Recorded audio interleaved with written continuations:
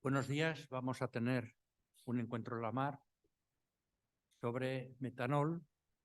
Y antes de nada quiero agradecer a la Escuela de Ingenieros Navales, ya lo he hecho con su director hace un momento, por dejarnos este aula, aunque hoy se estropeó la calefacción el viernes y estamos intentando paliarlo con estos fan coils, así que no tengáis ningún reparo en quedaros con el abrigo si no os encontráis a gusto.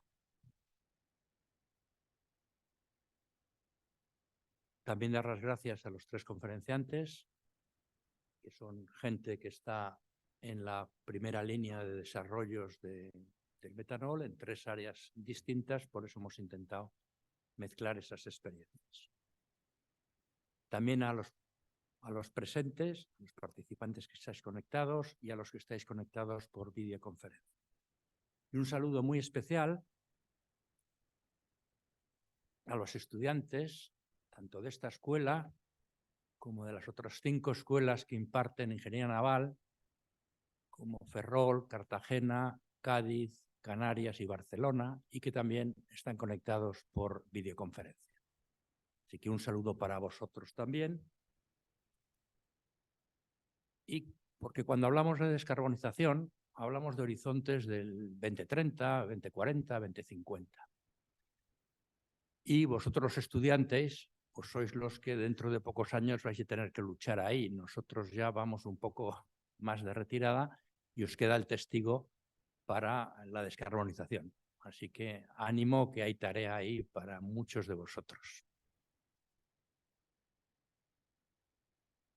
El Clúster Marítimo Español, en la línea de de los temas de descarbonización, ha organizado ya 2 sesiones anteriores, una sobre la adaptación de motores, en la que participó Barsila, Finanzauto y MAN, y otras sobre biocombustibles, en la que participaron CEPSA, Ibaizábal y DNV. Así que dando un paso más hacia adelante, nos van a hablar del metanol, y para ello tenemos 3 ponentes de Repsol, de Armón y de Bureau Veritas.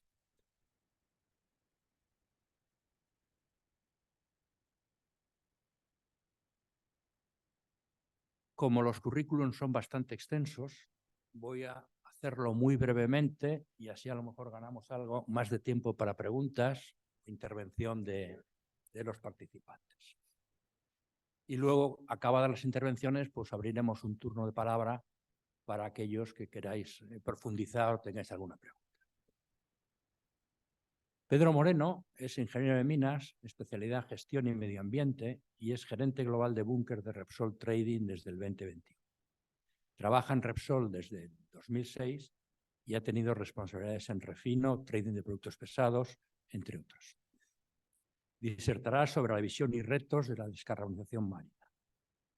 Adolfo Navarro es ingeniero naval, actualmente es gerente de ventas y desarrollo de negocio, ha sido también project manager, ha pisado barco, y disertará sobre la experiencia práctica de metanol en la propulsión marina. Armón está construyendo y creo que nos puede dar una información muy interesante. Por último, Montserrat Espín. Montserrat es doctora en ingeniería naval, que también es también profesora asociada en esta escuela. Es responsable de los departamentos de aprobación de planos de máquinas, electricidad y seguridad, y desde el 2022 también de descarbonización. Trabaja en el Bureau Veritas desde 1998 y disertará sobre la visión y retos de la descarbonización en el sector marino. Sin más, Pedro, pues tienes la palabra.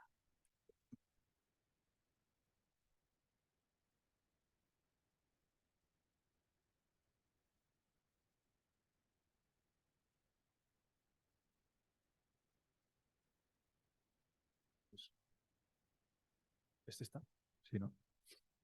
Vale, pues mientras vamos, ya lo manejo yo. Vale, pues buenos días a todos y muchas gracias por venir y gracias a los que estéis en online. Ya no sé ni dónde tiene que estar la cámara, así que hola. Bueno, Es difícil arrancar siendo el primero, ¿eh? Creo que hay que se te ponen mucho las expectativas muy altas, pero bueno, vamos a por ello. Quiero ser más o menos rápido. Es una presentación densa en contenido, más que nada, sobre todo pensada en poderlo compartirla, y yo creo que es más hablar de ciertas ideas y de cosas que vemos que en los próximos años, en el hoy es 2024, que empiezan ya todo este paquete de regulaciones, y el 2035 en adelante. A mí me gusta empezar siempre por las conclusiones, sobre todo porque suelo tener la atención de la gente, entonces pues un poco, si consigo que nos llevemos estas ideas, pues está bien. Para mí la primera es que la sociedad es la gran impulsora y va a ser la gran impulsora de que la descarbonización del sector marítimo se lleve a cambio. Somos nosotros los clientes y como clientes deberíamos y empezaremos a exigir. Eso hará que los mercados cambien. El futuro más próximo, los combustibles de segunda generación, es la alternativa a un corto plazo en los próximos años para conseguir estas reducciones y entrar dentro de lo que a día de hoy tanto Europa como el IMO nos va a exigir. Dentro de esta amalgama de productos aparece el metanol, un producto muy interesante, sobre todo para el sector marítimo. Actualmente no lo está. Bueno, lo está muy poco. Es un producto puramente químico, la gran mayoría del consumo mundial está en la química, y ahora tiene que presentarse como dentro del mundo de la cesta de productos en una gran alternativa. Dentro de estos metanoles, llamémoslo entre comillas, empezaremos a ver las diferentes fases. La nueva ola de la descarbonización acaba poniendo muchos colores a todos. Según los colores, pues bueno, veremos que estos nuevas variantes a las que hay más y no tan interesantes con la evolución del tiempo. Y en estas evoluciones del tiempo aparecen el biometanol, el e-metanol o e-metanol, dos de las totalmente desconocidas cosas alrededor del mercado del metanol, en las cuales podemos ver que hay unas alternativas y que el Mediterráneo en general, poniendo Mediterráneo, yo quiero incluir a toda España, a toda la península ibérica realmente en ese mercado, como un centro de desarrollo. Por allí veo a mis compañeros de CEPSA, a los cuales les doy la enhorabuena por la noticia publicada hoy o este fin de semana. Y vamos un poco a... Yo no voy a entrar mucho en esta diapositiva. Al final yo creo que todos los que estáis aquí creo que lo sabéis, ¿no? El sector marítimo es responsable de un 3% de las emisiones. De primeras dices solo de un 3%, ¿no? Son pocas. Bueno, no son tan pocas. La verdad es que aunque seamos solo responsables de un 3%, tenemos una función que es intentar reducirlas. Para ello, la tanda completa que pide la Comunidad Europea saca un paquete muy extenso de regulaciones, leyes, órdenes, ¿no? RED III, ETD, AFIR, UETS y Fuel Maritime. En la UETS, ahora hablaré un poco de ella. De todas, creo que nos suenan todas muchas. Remarcar ETD o ETD, que realmente lo que viene a decir es que a partir de ahora, en algún momento, los fueles pesados tendrán un impuesto, y que posiblemente los transportes o los combustibles tomados por navegación intraeuropea dejarán de estar exentos de impuestos como a día de hoy están. Es controvertida. El CII famoso. ¿Tiene puntero este? ¿Sí, no? ¿Tiene puntero? ¿Hay puntero en este? No. Bueno, lo puedo manejar desde aquí. Bueno, el CII, que afecta mucho a lo que es el sector naval, sobre todo para todos aquellos que son armadores y que a día de hoy tienen barcos. Es una forma de... Yo a veces, y con perdón, yo soy de minas, no soy naval, simplifico mucho, y cuando explico esto le digo, es como la Comunidad de Madrid cuando te pone a tu coche las etiquetas ABCD. Un poco a día de hoy IMO está realizando esto para tasar cuán bueno es tu barco y cuán eficiente es. Este cálculo del CII, que es relativamente sencillo, al final ahora mismo basa en cuánto vas a consumir, cuánto emite eso que tú consumes, dividido entre cómo es tu barco y cuánta distancia recorre. A día de hoy hay bastantes, yo creo que los que estamos en el sector estamos viendo que una de las grandes formas de mejorar esto es navegar más consumiendo lo mismo o menos. Os diría que yo creo que en los últimos 2 meses la velocidad de los barcos se ha reducido un 10%, igual más. El consumo de combustible se nota que cada vez es menor, obviamente todo indicado o empujado por fórmulas como el CII. Ni mejor ni peor, creo que al final es una forma de ser más eficientes. La zona ECA llega a primeros de mayo del 2025. Esto sí que realmente va a ser un impacto grande para lo que es la zona del Mediterráneo y para lo que es sobre todo España o la Comunidad Europea. Por suerte la zona ECA va a afectar a todo el Mediterráneo, no hay borders con los países del Magreb o de África, cosa que en un principio preocupaba. La zona ECA en alguna parte es un poco conflictiva porque al final te va a pedir que hagas un consumo de un fuel de 0,1%. La forma más rápida de entrar a un consumo de 0,1% es ir a gasoil. Si luego quien ahonda un poco en la Fuel New Maritime, veremos que el gasoil es más emisor que un fuel. Emite más gramos de CO2 por gramo de fuel o de combustible consumido. Y ahí encuentras un poco empiezas a ver las dicotomías entre las legislaciones y demás, pero el impacto es realmente importante, sobre todo a nivel económico para todos aquellos que estamos operando en el Mediterráneo.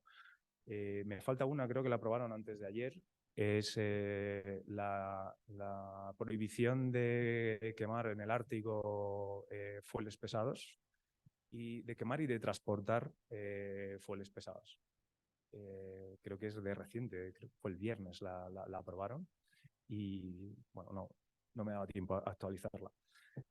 Y como os comentaba, creo que esta es es un ejercicio que me gustaría realizar en el aspecto de la EU ETS. Es una de las más recientes y nuevas aplicaciones que van a tener que cumplir todos los armadores y no armadores o todos los que estamos operando en el mundo naval. Está muy relacionada con lo que actualmente existe para la industria. Viene a decirte que tú vas a tener que rendir por el CO2 emitido. Todo ese CO2 que vayas a emitir, al final vas a tener que, le llaman surrendering, los palabras. No soy muy amigo de utilizar muchos palabras técnicos ingleses, porque tenemos una lengua muy rica, pero a veces entran y ahí es complicado vencer la palabra en sí. Pero básicamente lo que viene a decir es tú tienes unos ciertos objetivos y durante el año que viene tendrás que vencer, digámoslo así, el 40% de tus emisiones, al siguiente tendrás que hacer el 70% y en el 2026 tendrás que pagar por el 100% de tus emisiones, además de el azufre, el SOX y el NOx. Es un impacto complicado, es algo que actualmente el gobierno español y Puertos del Estado acaban de pedir una moratoria, sobre todo para los puertos más del sur, porque al final te vas a encontrar en una forma en la que tú estás pagando cuando tu competencia en puertos aledaños no está haciéndolo, aunque Europa ha trazado un círculo en qué puertos están muy relacionados con el tránsito europeo. Al final, bueno, la ley hay que aplicarla y hay que ver cómo hacerlo. Esto es una ley en la cual tú durante todo el año estás reportando a Europa cuáles son tus emisiones y en abril, según tus emisiones, tienes que hacer el canje de EWAs, que son los derechos de emisión europeos. A día de hoy, si veis las emisiones que están dentro del entorno europeo, básicamente estamos casi 50-50. Extra comunidad europea, intracomunidad europea, y han aumentado las emisiones en atraque. También es verdad que venimos de unos años del 2020 en el cual pues, el sector marino, la verdad que sufrió mucho. No, es muy paradójico porque cuando ves las emisiones del 2020 y ves un pico del 2021, ya se nos olvida que tuvimos un COVID y que obviamente no se movían los barcos. Entonces, pues es lo que es. A día de hoy, posiblemente 2022 es un reflejo realmente de las emisiones que realmente hay que vencer en el futuro. Este es el coste del EUA a día de hoy. Los EUAs, aunque se tradean o se comercializan por meses, realmente lo único que tú necesitas es más activo, es el final de año. Como vemos, van hacia arriba. Es decir, el coste del CO2 va a seguir subiendo. Y esto en un impacto monetario, un poco por ver qué es lo que va a tener o cómo te va a impactar en tu economía de un buque, porque un buque al final es un 60%, es más o menos el fuel, aproximadamente. Aproximadamente va a salirte más o menos de esta forma. Una tonelada de high sulfur, según la Fuel Maritime, emite 3.114 toneladas de CO2. De lo cual, si vemos un poco abajo, el año que viene tú tendrás que reportar el 40% de esas emisiones si tú tomas solo una tonelada, por lo cual tendrás que pagar por un 1,25 toneladas a 83,53, que es el coste del EUA a finales del 2024, por un tipo de cambio de 1,24. Básicamente tu incremento de coste en el fuel está en $114,45 más de lo que tú pagas ahora mismo. Si tomas de referencia el high sulfur de Algeciras, pues a tus 525 le vas a tener que sumar un 114,45 y estás solo en un 40%. El año que viene irás a un 70%. En el 2026 ese 100%, esa 1,25 se convierte en 3,1. Si lo haces cada very low sulfur y eres un armador que consume very low sulfur o MGO, pues básicamente el MGO y el very low sulfur emiten más. Muchas veces piensas, ¿por qué emite más un fuel que otro? Está indexado a la cadena de refino. Un gasoil tiene más pasos dentro de una refinería, por tanto, cuantos más pasos tienes, más emisiones juntas. Son emisiones de toda la vida, el LCA que dicen. El gasoil y el very low sulfur llegarás a tener 117 dólares más. En cambio, con una de metanol llegarás a tener 50,53. Y aquí hay que poner un asterisco muy grande, porque si me quedase ahí sería un greenwashing muy, muy grande, porque el metanol no tiene la misma capacidad energética que tiene un fuel. Ahora mismo eso tendríamos que hacerlo por un 2,1 o un 2,2 aproximadamente. Estarías en 110, lo que indica más o menos, y lo que viene un poco a ver, es que el metanol tiene un 10% de ahorro de emisiones, el metanol gris, un 10% de ahorro de emisiones frente a los combustibles actuales. Me gusta hacer este ejercicio porque normalmente en todas estas charlas nunca se suelen ver muchos números y es un poco realista. No, es realista, no quiero ser alarmista. Esta es la realidad. Y aquí hay que entrar y lo bueno o lo malo que tú puedas ser gestionando eso te impactará más o te impactará menos. Al final, el CO2 es un mercado y como mercado se tradea constantemente y tendremos subidas o bajadas. Pero a día de hoy el CO2 también va a marcar, el mercado CO2 va a marcar mucho cuál es el desarrollo de todos estos nuevos combustibles a los que hoy estamos hablando aquí. Uno de ellos, pues ahí os muestro, es como una especie, una pequeña paleta de qué es lo que hay. El biobúnker es realmente ahora mismo una de las opciones más factibles que hay. es relativamente fácil. Sustituyes un porcentaje de tu fuel por un biocombustible.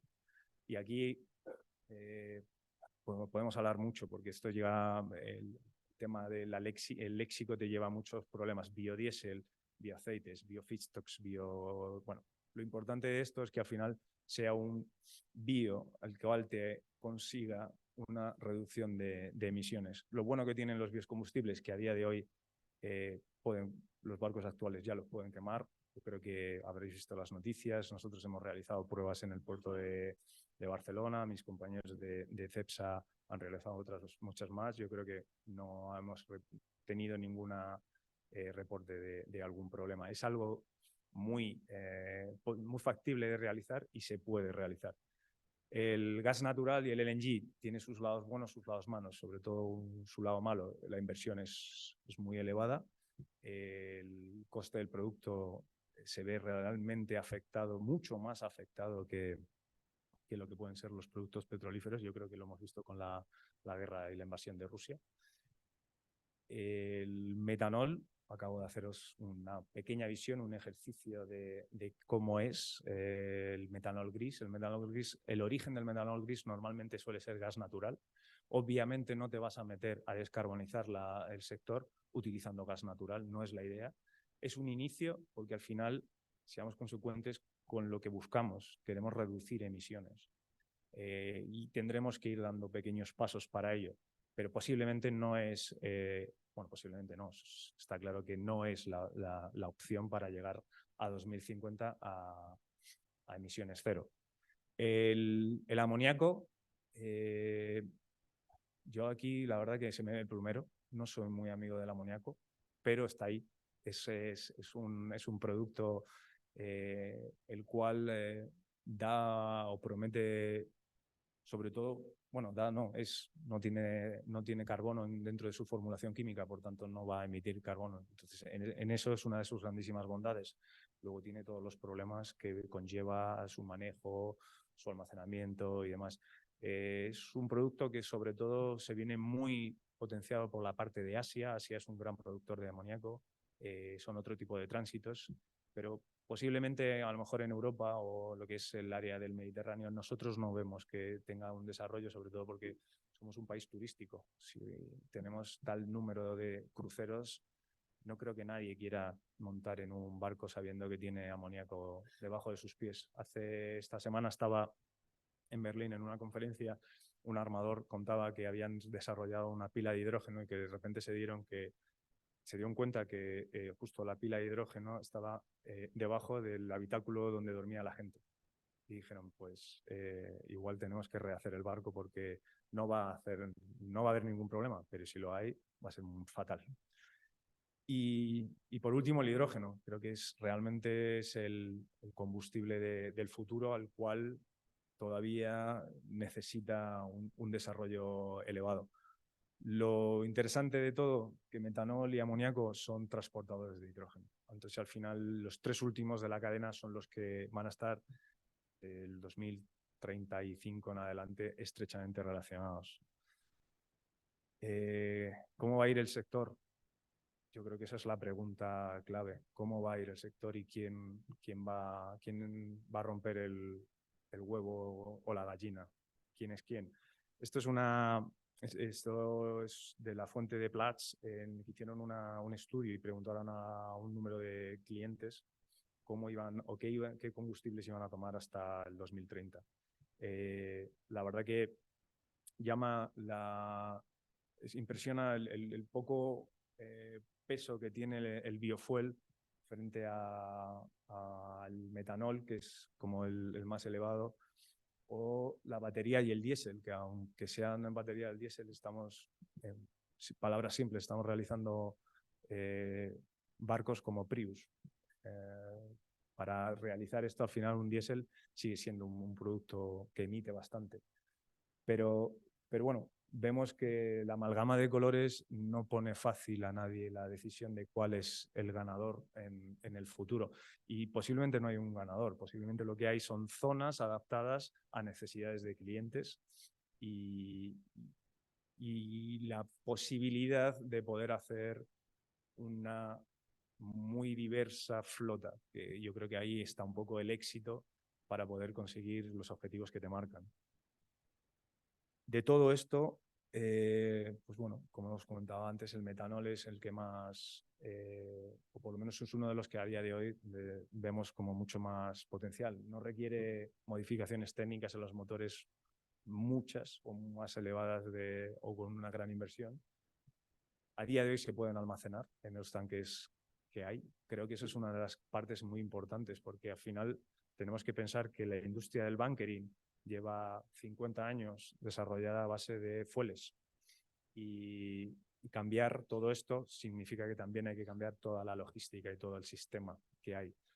Todas las cosas más sencillas o todos los pasos más sencillos que podamos realizar y que podamos adaptar siempre ayudarán mucho al éxito y entrada de los nuevos combustibles. No quita que el metanol es tóxico en el contacto con la piel y para el ser humano. Es inflamable. Uno de los problemas, a mí me lo contaban en refinería, que uno de los problemas es que quema con una llama azul y es, aunque no parezca, es un problema a veces detectar una llama azul en algunos sitios. Y sobre todo un poco, y os lo he enseñado antes, es el menor poder energético. Ese es uno de los palos en las ruedas que vamos a tener con el desarrollo del metanol.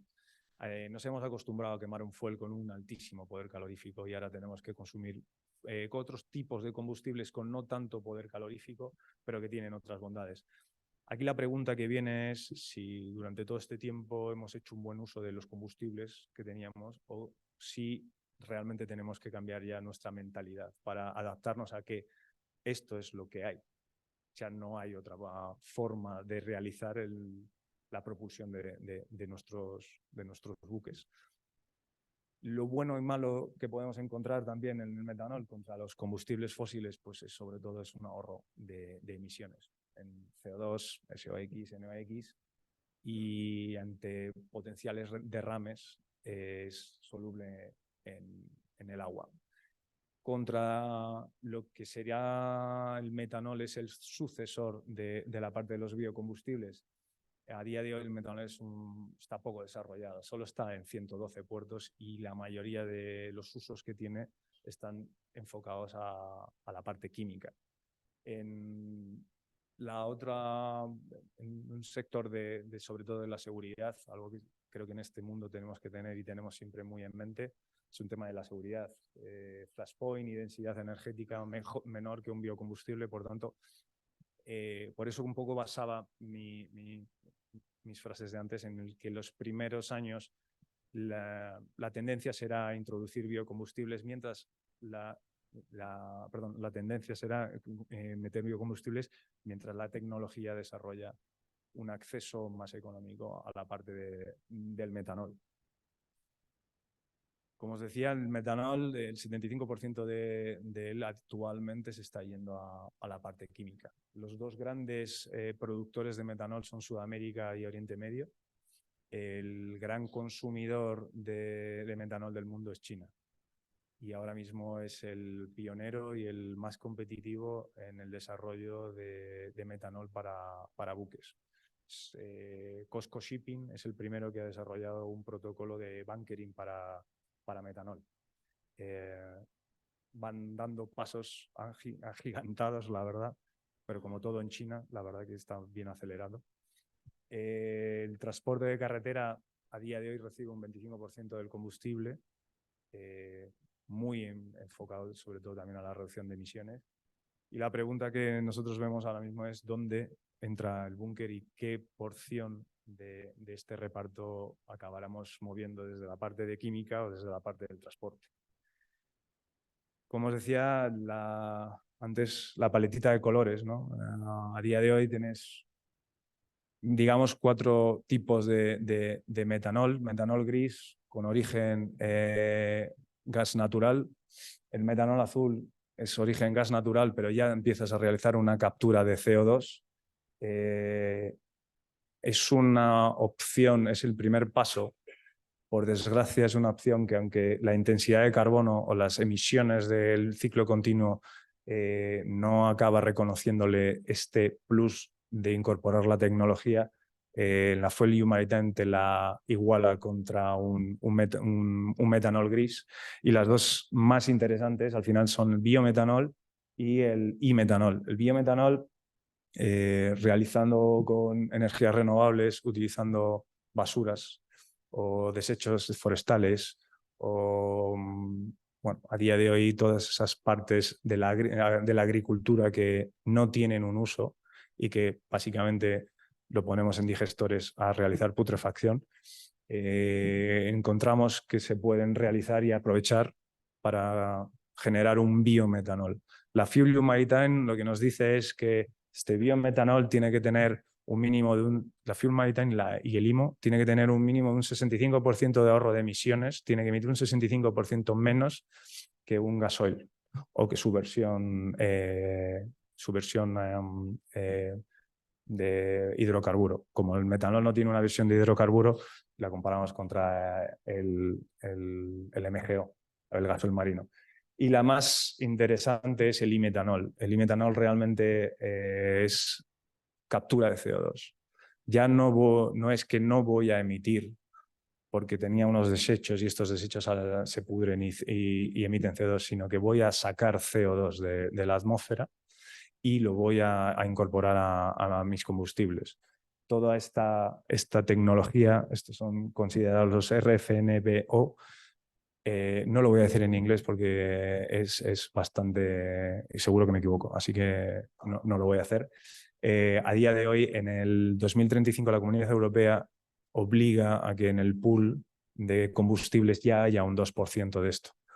Lo que implica que estamos a 2024 y tenemos unos 10 años para desarrollar toda nuestra tecnología y un mercado suficiente para poder incorporar el e-metanol dentro del pool de todos nuestros combustibles. La demanda, la verdad que no es circunstancial que la demanda empiece a incrementar alrededor del 2032, 2034. Viene muy indexado, si pusiésemos una hacia abajo, de qué es lo que te va a pedir la Comunidad Europea o lo que te va a solicitar el IMO. El incremento de metanol cruza con la petición de reducción de emisiones. Al final, a día de hoy no se ve mucha demanda o un incremento brutal en la demanda basado sobre todo en la parte de la química, pero a partir del 2032, cuando con otro tipo de combustibles no eres capaz de alcanzar los objetivos que te está pidiendo las diferentes organizaciones, necesitas empezar a incorporar nuevos combustibles. Los retos para incorporar nuevos combustibles, pues al final es que tengas infraestructuras correctas, que tengas un apoyo correcto y que sobre todo un poco el tema de los costes actuales con la evolución del desarrollo del mercado puedan ir de la mano, porque son inversiones realmente elevadas.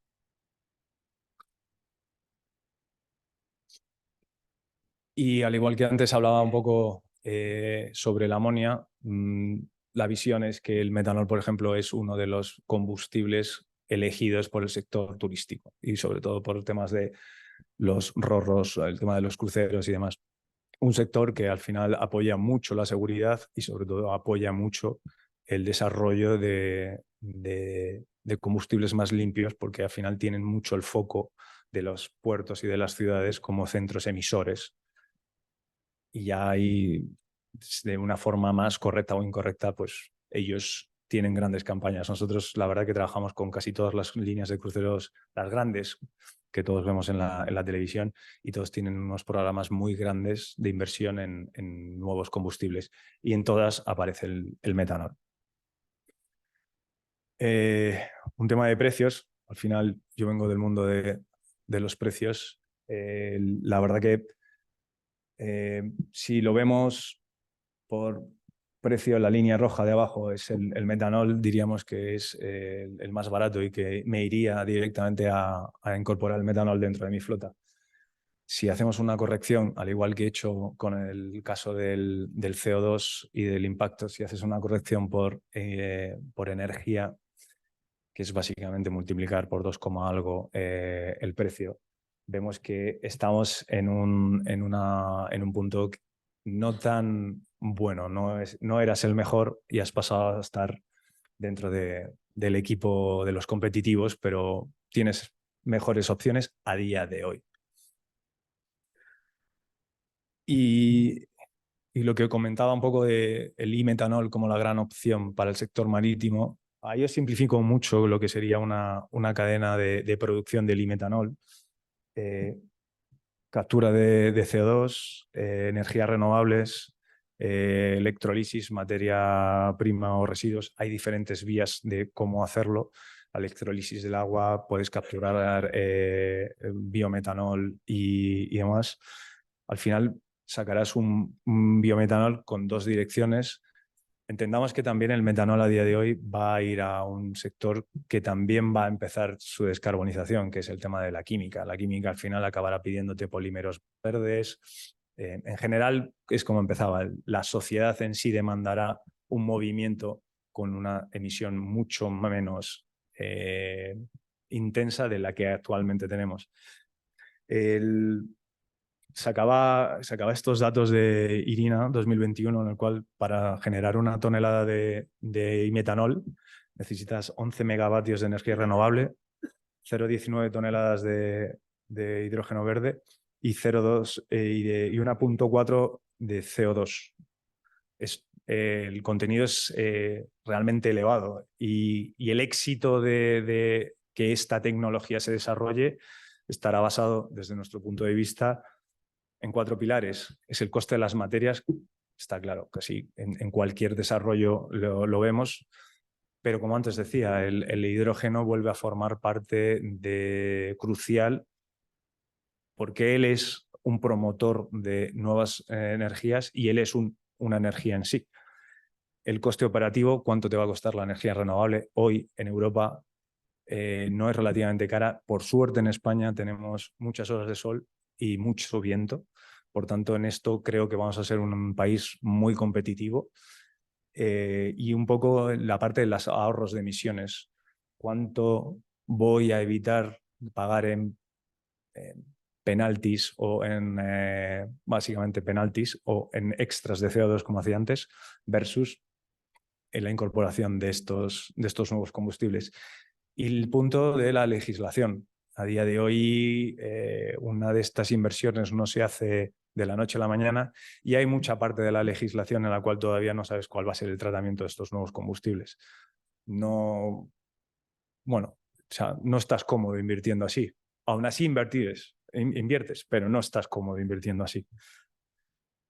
Y como un poco de resumen, al final, pues lo que hablaba, el reto del huevo y la gallina, ¿quién empieza? El primero. ¿Cómo lo haces?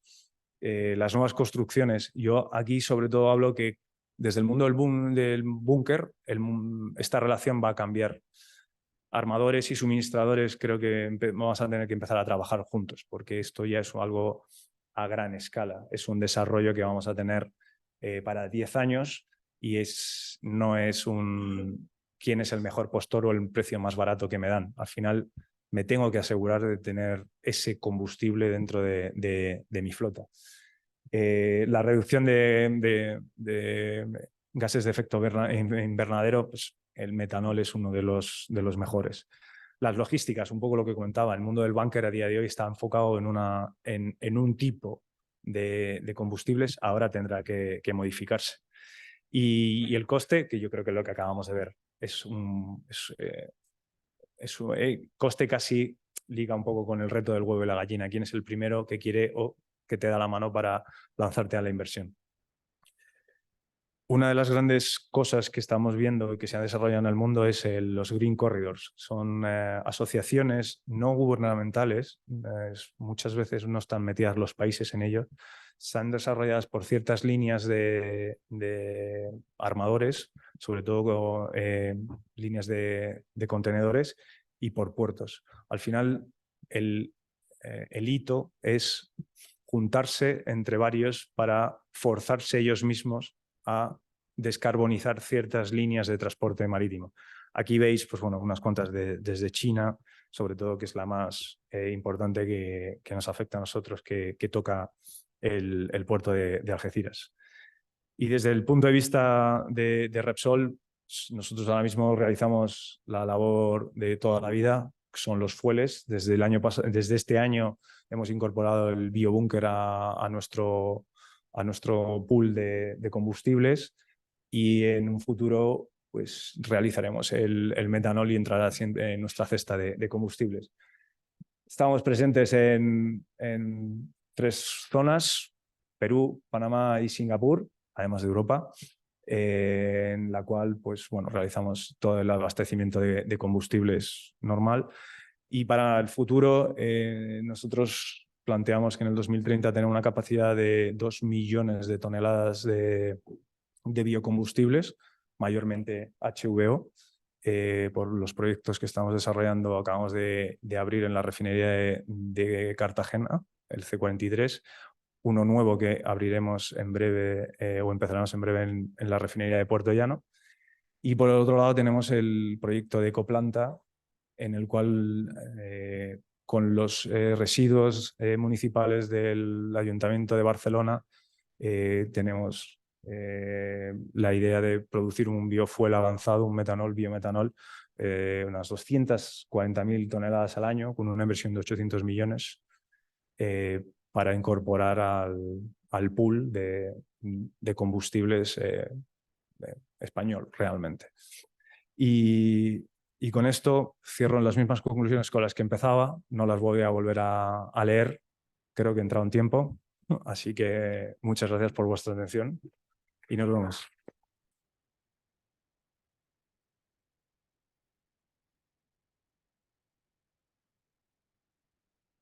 Antes de darle la palabra a Adolfo, quiero hacer una matización sobre algo que ha dicho Pedro. A raíz de Mediterráneo, Guazoma ECA dijo que afortunadamente se estaba considerando norte del Mediterráneo y sur del Mediterráneo como zona seca. Desgraciadamente, a nivel de emisiones, esto no es así. Recientemente, el Clúster Marítimo Español, junto con la Asociación de Clústeres Europeos, estuvimos viendo en la Unión Europea la Dirección General del Mar y le presentamos el problema, lo presentó Malta muy bien documentado, sobre que las ETS iban a provocar que Damietta y Tánger se convirtiesen en los puntos fundamentales. Había un gran ahorro, pero a la vez no había ninguna descarbonización porque había que usar buques feeder pequeños para mover los contenedores que no se descargaban en los puertos europeos. Simplemente dejar un poco esa información para todos vosotros. Y sin más, pues Adolfo.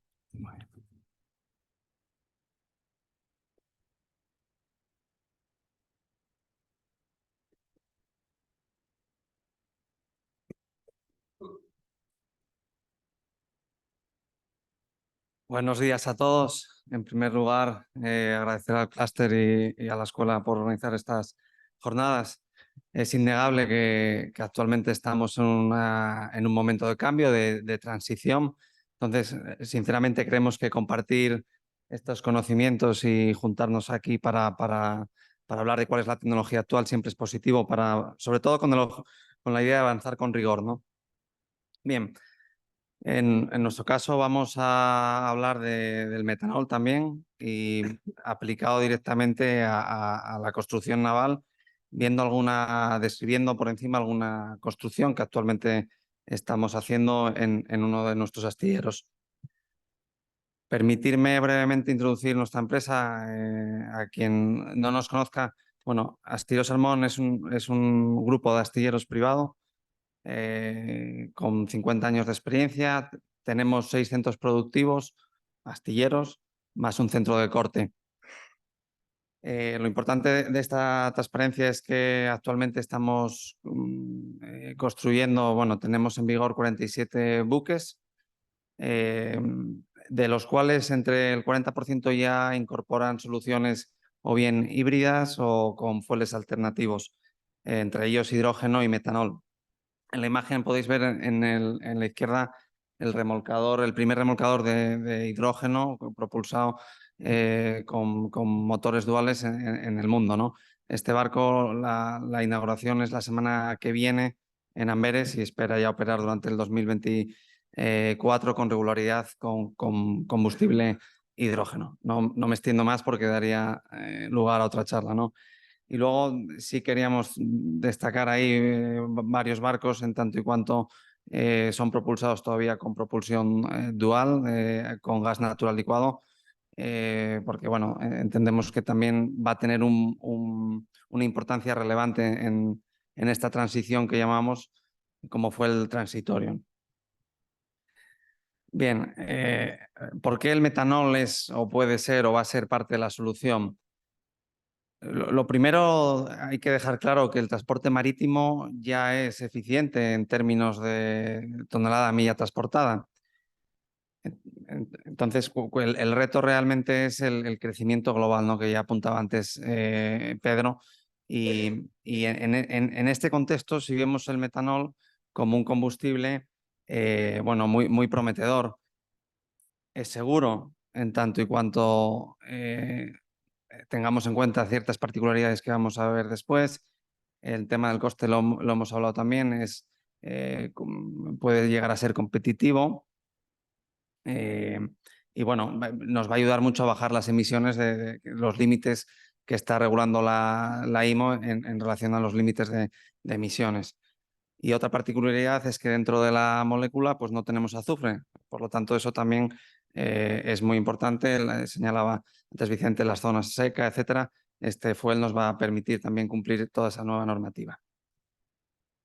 No me voy a extender en porcentajes, etcétera.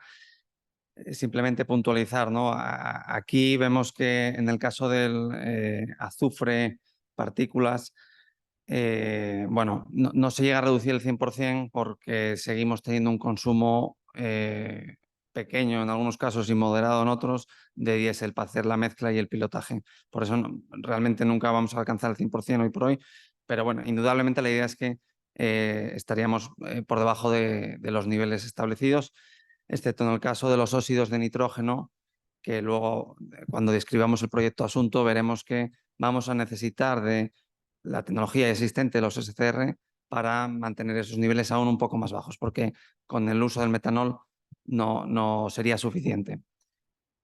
Y en cuanto a las emisiones de efecto invernadero, en este caso el CO2, pues indicar que la idea decimos que es neutro porque el mismo CO2 que utilizamos para capturarlo de la atmósfera es el mismo que vamos a tener en nuestra chimenea del buque. Entonces, el truco está que evidentemente el metanol tiene que ser verde, porque de otra forma estaríamos penalizando aún más todo el proceso, ¿no?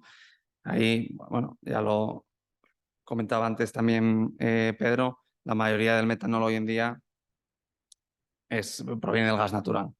Esto quería explicarlo porque va a contextualizar el por qué un armador actual ha decidido con este entorno disponer de su nuevo buque con propulsión de metanol. Este es un aspecto, bueno, importantísimo, ¿no? A la hora de valorar si un proyecto, un fuel alternativo, la viabilidad es cómo lo almacenamos a bordo. En este caso, el metanol estaría dentro de los combustibles que por su estado pues, permanece líquido a presión y temperatura ambiente. Tampoco me quiero extender en valores porque tablas, etcétera, tenéis todos los valores en Internet, en cualquier foro no técnico, pero la idea es que aquí estamos evitando temperaturas criogénicas, estamos a presión atmosférica. Es decir, que el manejo se va a comportar más bien como una gasolina que como otro tipo de fuel. Quizá este sea uno de los mayores retos en lo que respecta al metanol. Bueno, retos o problemas. A mí me gustan más llamar retos porque al final creemos que proyecto a proyecto puede tener una aplicación determinada. Aquí el mensaje es claro, ¿no? La densidad volumétrica es muy inferior a la energía almacenada en una tonelada, por ejemplo, de diésel. Si bien es cierto, en este caso a favor del metanol, es que está por encima de la necesidad volumétrica de otros fueles también que llamamos hoy en día alternativos, como puede ser el amoníaco, que se ha mencionado antes, y el hidrógeno en todas sus formas y las baterías. Aquí un matiz de las baterías. Hoy, bueno, parece que están muy de moda, ¿no? Y nosotros las estamos usando también en nuestros buques, hablaremos después de ellas. Si bien es cierto que veis que está en el último escalafón en lo que se refiere a necesidad energética. Por lo tanto, ya debemos pensar en las baterías muchas veces como una solución mixta, como una hibridación parcial que nos va a ayudar a buscar la eficiencia y hacer de pulmón a lo que es los motores, ¿no? Para buscar su punto óptimo, etcétera. Lo mencionaremos después. Esto es muy importante a la hora de cuando diseñamos un barco, porque una cosa es la relación directa que nos sale 2,3 veces, ¿no? El volumen que necesitamos de más en comparación con el diésel. Eso es en términos netos, pero tenemos que tener en cuenta también en términos brutos.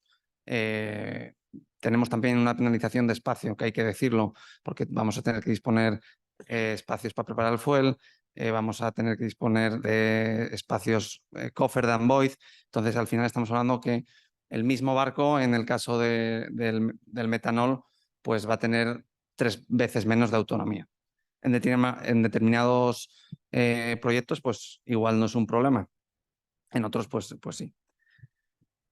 Entonces, todo esto nosotros defendemos, ¿no? que la aplicación debe ser sostenible y eso dependerá del barco, de la ruta y del tipo de operación que hace. Vemos futuro en aquellos barcos en los que son baja y mediana velocidad, por aquello que no tienen tanta demanda energética. Y bueno, también tendrían un espacio los buques de larga distancia siempre y cuando sean buques grandes y tengan espacio para almacenar el metanol. También puede ser muy interesante en zonas habitadas, como lo son en zonas portuarias, en ríos. En Europa es muy importante, tiene cierto peso el mercado entre ríos. Podemos utilizar este combustible cuando diseñamos los barcos con grupos que quemen metanol en puerto. Y luego, esto también en orden de magnitud.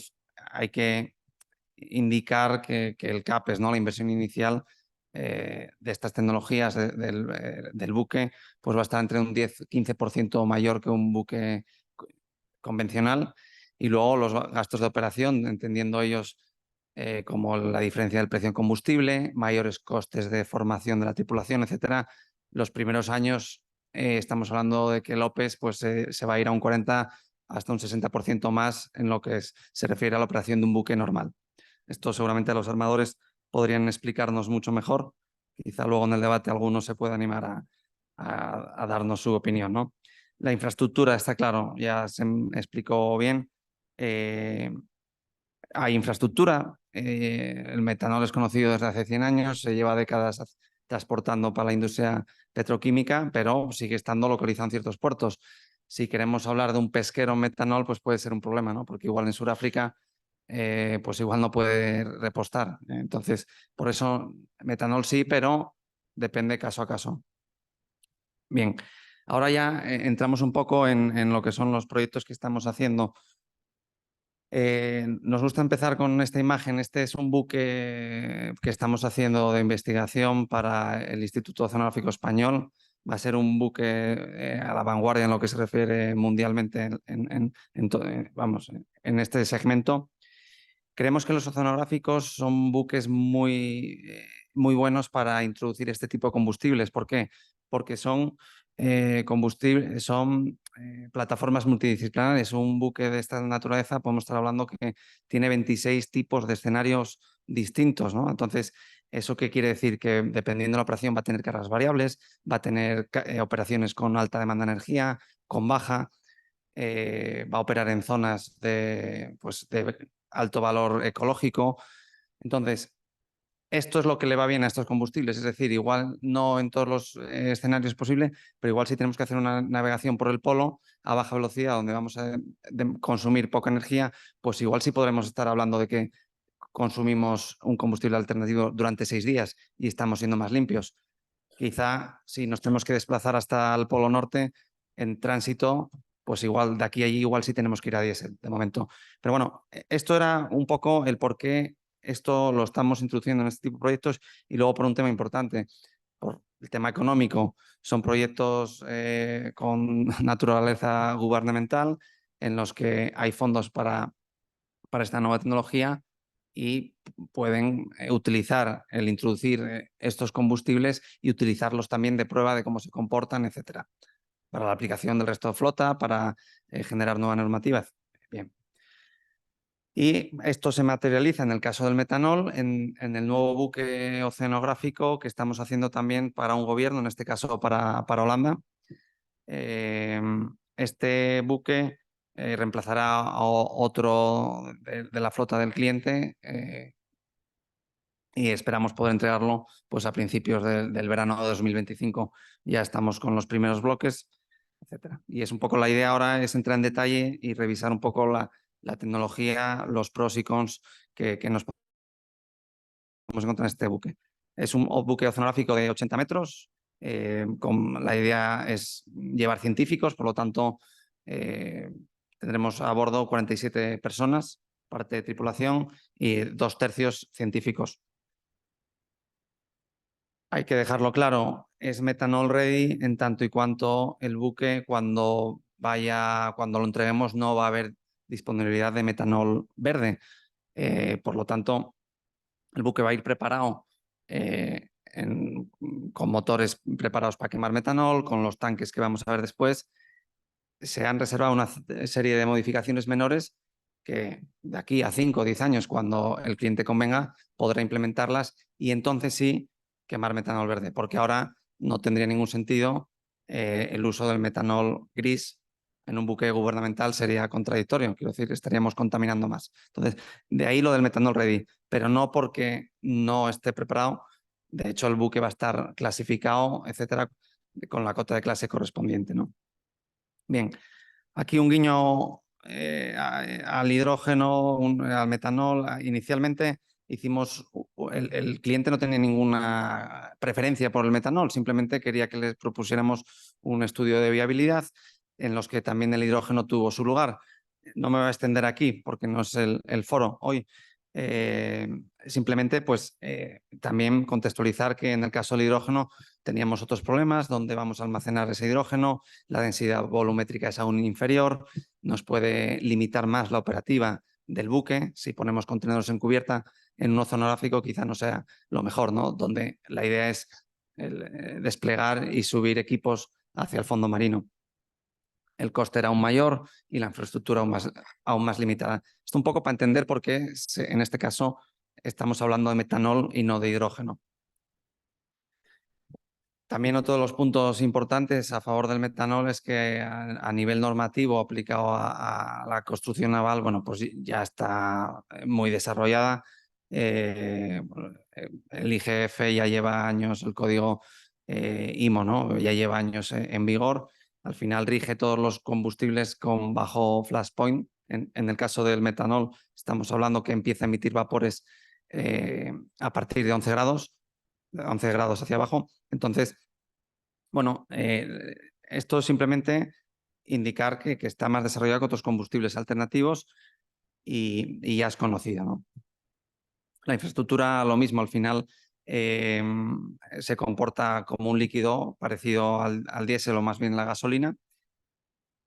Y en caso, esto es un punto también importante a tener en cuenta a la hora de decirnos en un buque metanol sí o metanol no, etcétera, en caso de que tengamos una fuga, un spill, una rotura de tubería, decir que el metanol es miscible con el agua y aunque es tóxico para los humanos, no para la biodiversidad. Entonces, en este sentido, en el entorno de un buque oceanográfico, pues también parece ideal poder llevar un fuel que en el caso de que tengas cualquier tipo de vertido, no salgas en la prensa de todo el mundo, ¿no? Porque, como insisto, es degradable en el agua. Esto es una imagen real del plano de distribución de tanques del buque Asunto. Aquí quizás sea uno de los mayores retos en los que tuvimos este proyecto. El barco es un buque de 80 metros, pero al fin y al cabo es un buque de mediano tamaño y que tiene que convivir pues, con propulsión, con habilitación y con otros servicios a bordo. El disponer de cofferdams, de void, tanto en el perímetro de los tanques con la cubierta, supone un reto porque así dibujado, bueno, parece sencillo, pero claro, cada espacio tiene que estar ventilado, tienes que poder monitorizar lo que está pasando ahí, tienes que poder inertizarlo también, tienes que poder acceder para inspeccionar, pero no solo por un espacio, por dos. Entonces, se hizo complicado porque al final el cliente teníamos que garantizar una autonomía, en este caso de más de 9.000 millas, incluso cuando esté operando en metanol. Por lo tanto, bueno, 9.500 millas es una autonomía, parece que muy razonable si estamos hablando de metanol. Por supuesto, en el caso de diésel ya nos estaríamos yendo casi a 20.000 millas. Entonces, hay varios escenarios, una parte que será diésel siempre, veremos luego el porqué, y luego tenemos una parte que es la que va a estar ready, preparada para diésel y metanol, eso el día de mañana, ya van a poder directamente llenar esos tanques de metanol, y luego más en el futuro, en función de cómo vaya evolucionando todo y su negocio, pues habrá otros tanques que se podrán acondicionar también solo para metanol. Otro tema a tener en cuenta, decíamos que la seguridad bueno, estaba desarrollada, pero eso no quiere decir que no haya que tener precauciones, ¿no? Entonces, en este caso nos hemos nutrido mucho también de la experiencia que tenemos en buques que operan con gas natural. Hay varias disposiciones posibles que podemos hacer que el barco sea seguro. En este caso todavía no está ni decidido porque estamos desarrollando justo en estos momentos con las sociedades de clasificación. Tenemos la posibilidad de poner un BEDMAS, que es lo que se representa ahí. Y tenemos también, aprovechando la naturaleza no tóxica al medio marino, tenemos también la posibilidad de hacer descargas fuera borda, ¿no? Por debajo del nivel del mar. Entonces, esto puede ser muy interesante porque en este sentido alejaríamos las zonas peligrosas, las zonas de vapores o de derrames, las alejaríamos de la zona de operación, de la superestructura, de las entradas de aire acondicionado, etc.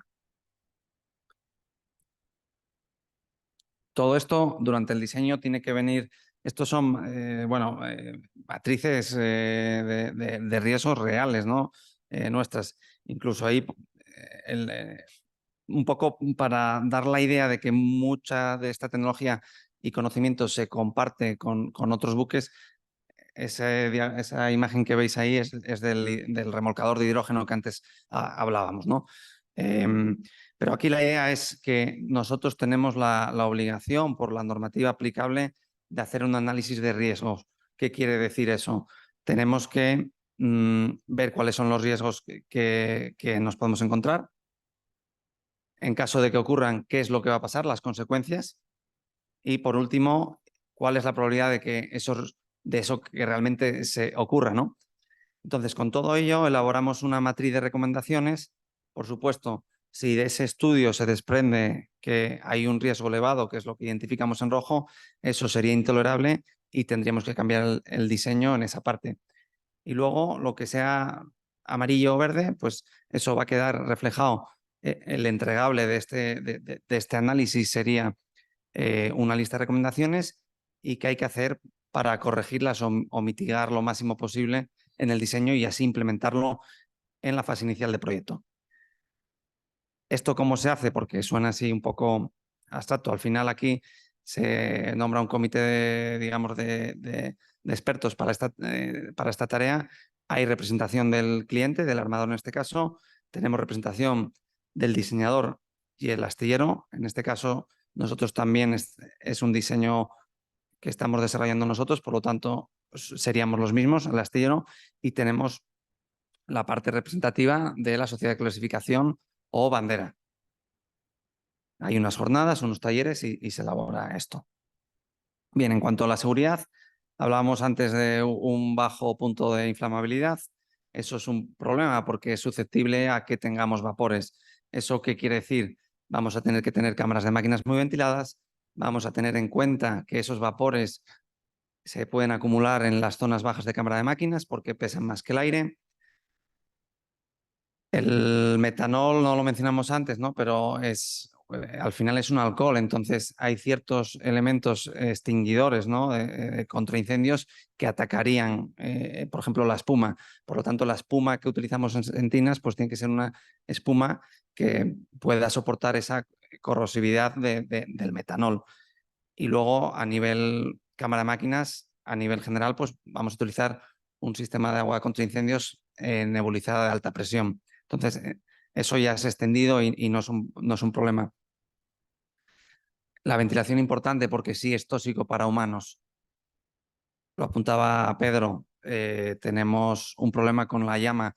Con luz no se distingue, entonces podemos tener en el circuito cerrado de televisión del buque a un operario en la cámara de máquinas haciendo aspavientos y aparentemente no ver ningún riesgo y realmente se está quemando. Porque no se ve la llama si hay luz. Bueno, pues esto también tiene una serie de particularidades y necesitas una serie de redundancias en lo que es la detección, etc.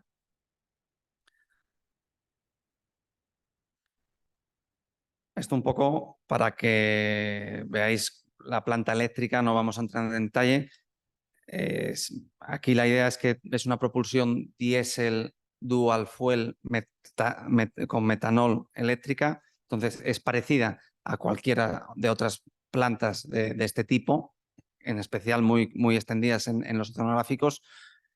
Y luego también tiene la particularidad que ya vemos ahí que llevan dos bloques de baterías que nos va a ayudar a conseguir esa hibridación que buscábamos para buscar una operación más eficiente.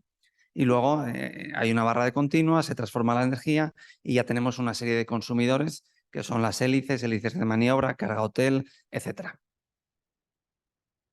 En cuanto al sistema de combustible, esto quizás sea lo más interesante, ¿no? de esta parte. Esto intenta representar cómo es el sistema de combustible. Tenemos los tanques de metanol y luego tenemos un methanol skid que la idea es que da suministro de ese metanol en fase líquida a los motores duales. Esos serían los dos motores duales. Aquí habría multitud de disposiciones posibles. Podríamos utilizar un solo skid para varios consumidores o uno por consumidor. Eso depende un poco la redundancia, requerimientos del proyecto. Podríamos configurarlo de una u otra parte. La tubería, bueno, es de doble pared porque tiene que ir ventilada, pero no deja de ser una tubería sencilla en acero inoxidable. Acordaos, estamos transportando líquido a temperatura ambiente, por lo tanto no parece muy complicado. Y en el caso del metanol no tenemos línea de retorno del combustible en esos motores. En este caso los motores son de la marca ABC, son belgas, son motores de 4 tiempos. Vemos ahí una representación. Podéis apreciar que el motor en pruebas, bien, pues luce parecido a cualquier motor que ya conocemos de 4 tiempos, con un colector adicional para poder introducir el metanol, ¿no? Y luego eso representaría la bomba de alimentación con sus sensores, etcétera, pero también de espacio de empacho limitado. Efectivamente, eso hay que preverlo, tenerlo en un local aparte, que también nos va a penalizar un poco la distribución en cámara de máquinas, pero hasta ahora parece todo manejable. En cuanto a los motores, esta es una de las soluciones. Aquí tenemos fabricantes de motores que se podrían extender más, Wärtsilä, MAN, etcétera, que bueno, también están desarrollando motores de 4 tiempos y por supuesto ya tienen mucha experiencia en motores de 2 tiempos, que la tecnología es un poco distinta. No me quiero extender ahora, podríamos también luego ver pros y cons. En este caso, la ventaja de estos motores es que son relativamente pequeños para las potencias que necesitamos. No necesitamos ningún tipo de rating en la potencia de salida del motor, cosa que sí necesitaríamos en el caso del hidrógeno. Y luego, aquí lo importante o característico es que estamos hablando de un ratio de sustitución del 71%. ¿Eso qué quiere decir? En términos de volumen, en una condición normal de operación, el motor estaría quemando un 85% en volumen metanol y un 25% diésel. Bueno, con todo ello, reduciríamos mucho las emisiones y cumpliríamos los límites, excepto las emisiones de NOx, que para eso tenemos los SCRs que se veían en las transparencias pasadas, los catalizadores que con urea somos capaces de descomponer el nitrógeno del oxígeno que se forma en la combustión, ¿no? En el caso de 2 tiempos, solo por tener un guiño, estos ratios serían más favorables en el caso del metanol, porque estaríamos hablando que estaríamos consumiendo un 95% metanol y menos de un 5% diésel. Sin embargo, estamos trabajando en el caso de 2 tiempos con altas presiones de 400 bares, tiene un consumo importante, por lo tanto eso también está quitando rendimiento a lo que es la propulsión completa. Y luego, bueno, también hemos hablado de bondades, pero también hay que hablar de limitaciones. El metanol es un gran desengrasante, por lo tanto hay que tener especialmente cuidado, ¿no?, con todo el sistema de lubricación de los motores, de las camisas, no vale cualquier tipo de lubricación. Ya estamos acabando para ceñirnos un poco al programa. Como decía, es un proceso Otto, es decir, funciona como un motor de gasolina. En este caso, la particularidad es que el metanol se inyecta antes de la válvula de admisión, se mezcla con el aire, entra en la cámara, se comprime y una vez que está comprimido por la propia temperatura, una vez que inyectamos diésel, que es lo que llamamos el pilotaje, en este caso, en el caso de los motores ABC, estos motores belgas, es más que pilotaje, es también mezcla, hablamos del 25% para mantener estable la combustión. Una vez que introducimos el diésel, se produce la autoignición y tenemos la carrera de potencia y después viene la expulsión a través de los gases de escape, ¿no? Queríamos también hacer un comentario acerca de las baterías. Las baterías, pese a que empezamos la ponencia indicando la mayor desventaja, que es la baja densidad volumétrica, sin embargo, sí vemos que es muy interesante utilizarlas. Bueno, pues lo que ya conocemos, os sonará a todos el peak saving, podemos estar en el puerto solo con baterías, spinning reverse. El spinning reverse nos va a permitir, por ejemplo, en el caso de estos buques tienen posicionamiento dinámico, en el caso de estos oceanográficos DP2, esos buques, si por lo que sea tienes un blackout muy gordo, gracias a tener este sistema de baterías va a permitir que el buque no se entere hasta que replante la planta, ¿no?, hasta que se restablezca la planta. Eso también es muy interesante para la operativa del buque y para la seguridad. Entonces, en este caso, llevamos 1.300 kilovatios hora brutos, que serán aprovechables sobre 1.000 kilovatios por los porcentajes de carga y descarga, que también tiene sus limitaciones. Y ya un poco por terminar las conclusiones, si se me permite, ¿no? Queremos hacer un llamamiento, ¿no? Tenemos que evitar acabar hablando estas jornadas y, bueno, pintando las chimeneas de verde y pensando que solucionamos el problema.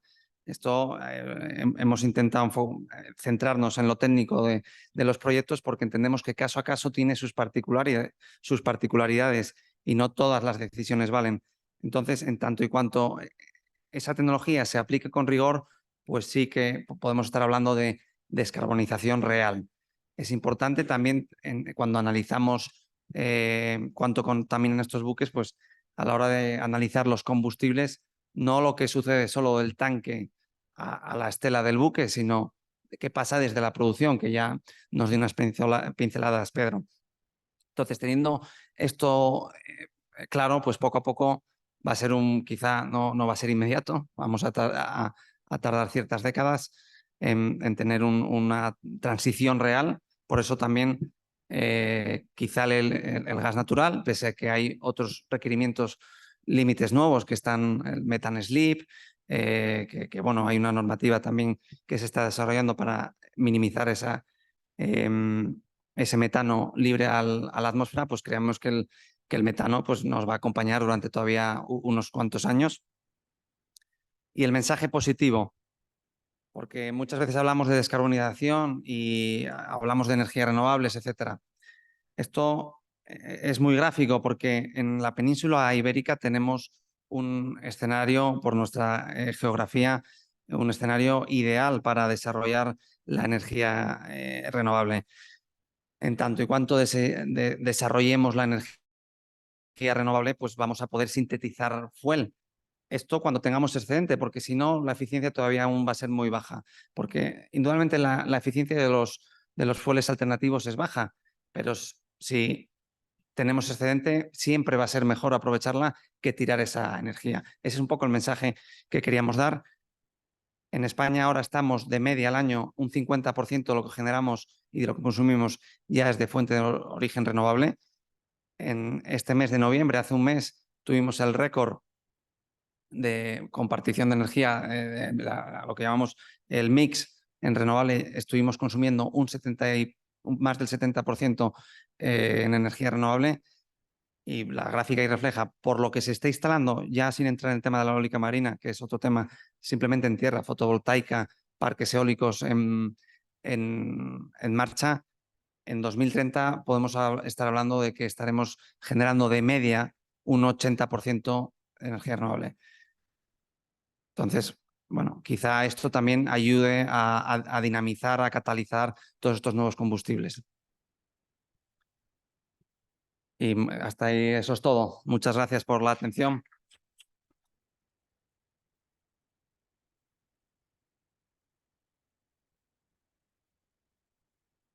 Muchas gracias.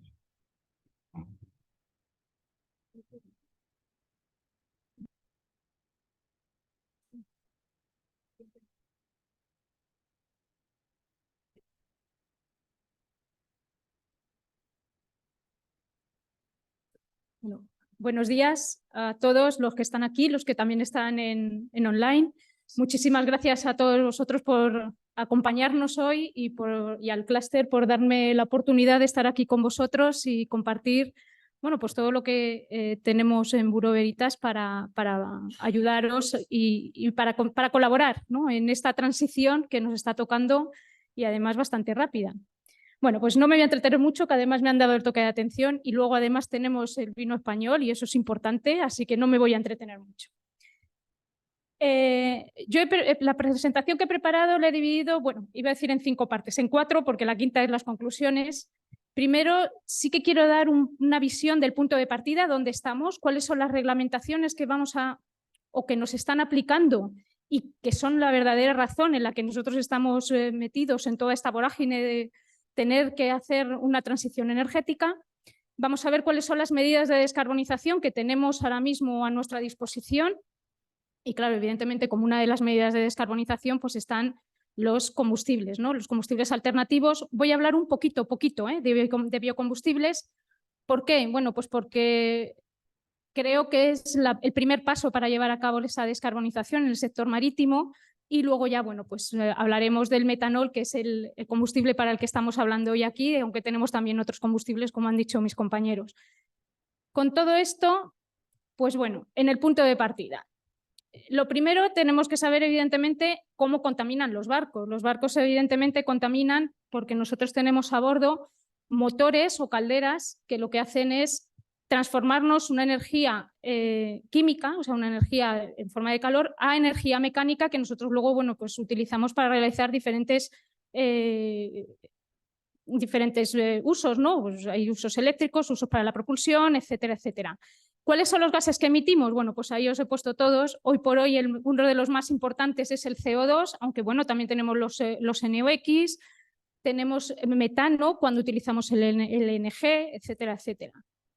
Una de las opciones que tenemos es, bueno, en los puertos para descarbonizar, pues utilizar el coal ironing. De hecho, las reglamentaciones europeas ya nos van a imponer el utilizar esas conexiones eléctricas a puerto ya, vamos, porque ya van a entrar en vigor.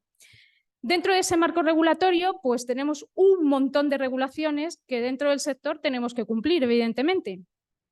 IMO, por un lado, nos da una serie de regulaciones, la Comunidad Europea nos da también otra serie de regulaciones y el principal problema es que el punto de vista de ellas es diferente. Me explico. Cuando hablamos en IMO nos dicen que tenemos que descarbonizarnos, dan especial importancia a realizar esa descarbonización utilizando la eficiencia energética.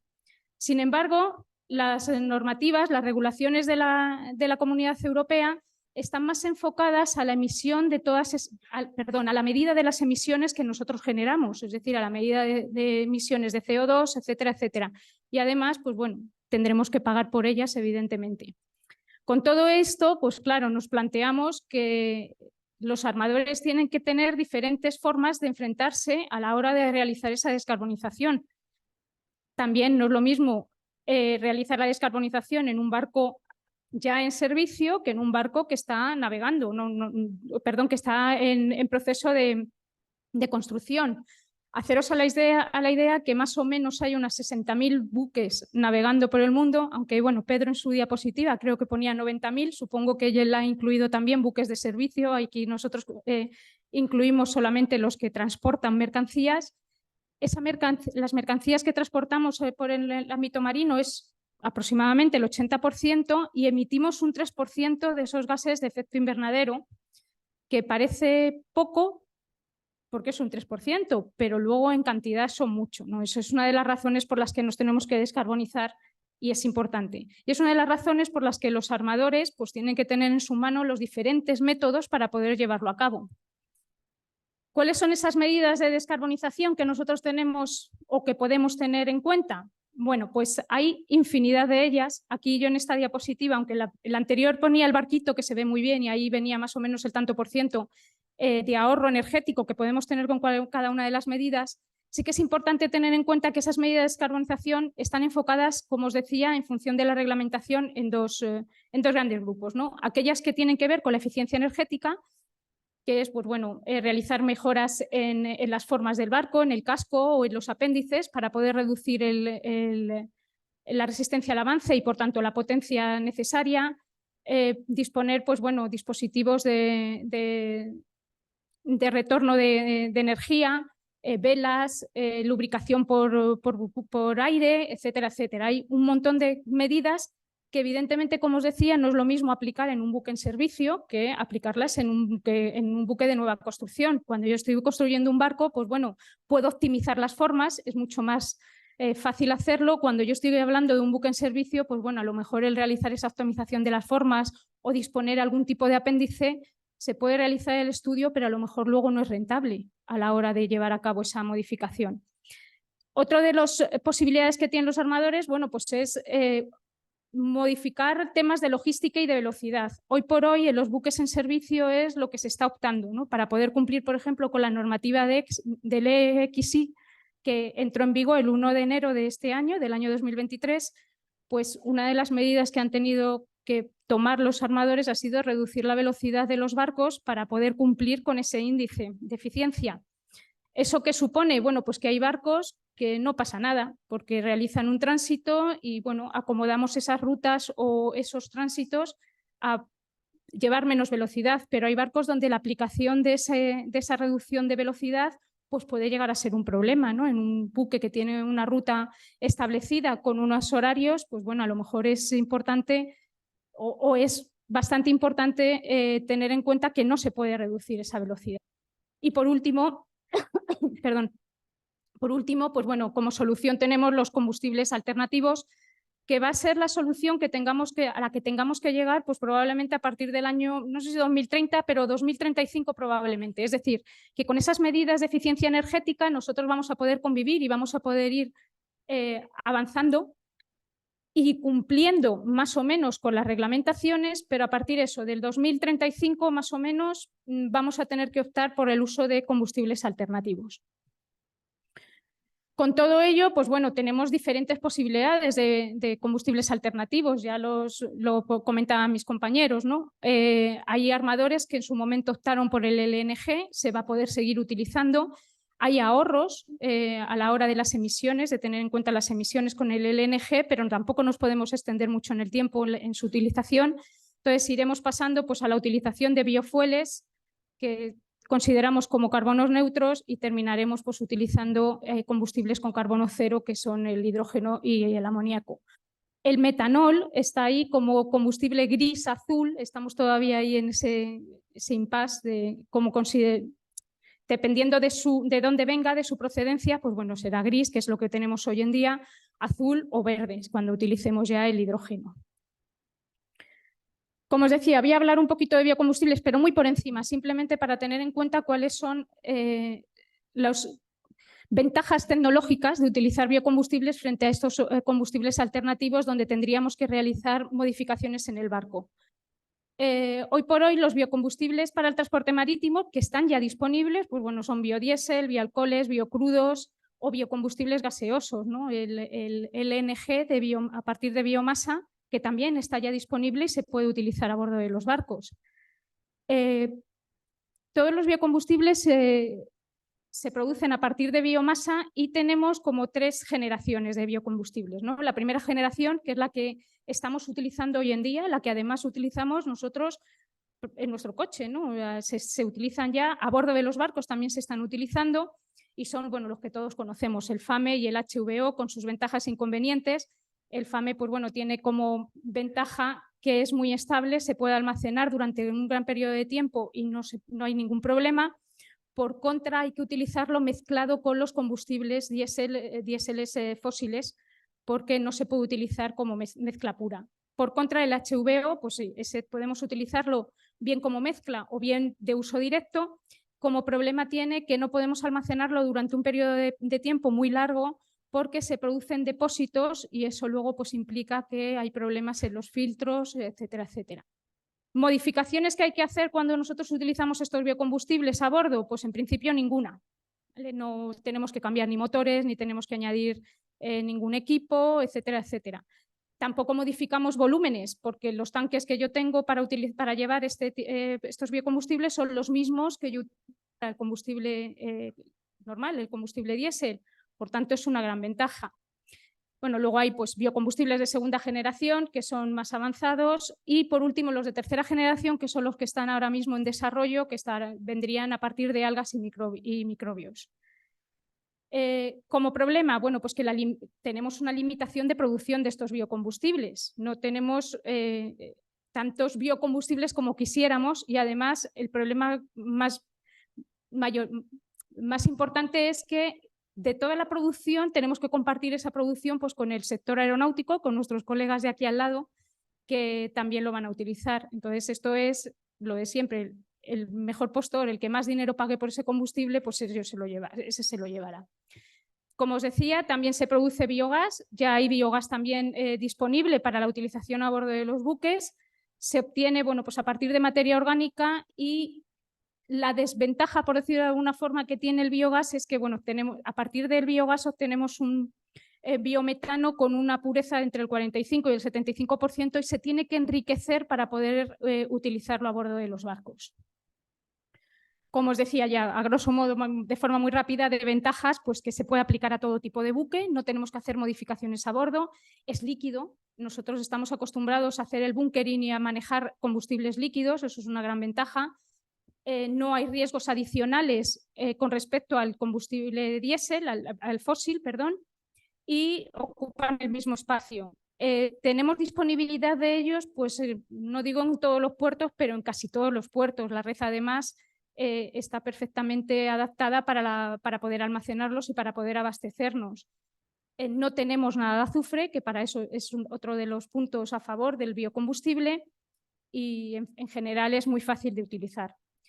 Desafíos, bueno, pues la sostenibilidad, la producción, el precio. Hoy en día es más caro, evidentemente, y eso tiene una implicación muy grande para los armadores, que lo tienen que tener en cuenta en sus costes. Tenemos que controlar la calidad del biofuel. Hay una pregunta todavía que nos hacemos y es, ¿tenemos que recalibrar los motores diésel para saber las emisiones de NOx? Porque no sabemos tampoco muy bien cómo funcionan esas emisiones con el biocombustible. Pero bueno, en general y como desafíos, pues hay pocos para el biocombustible.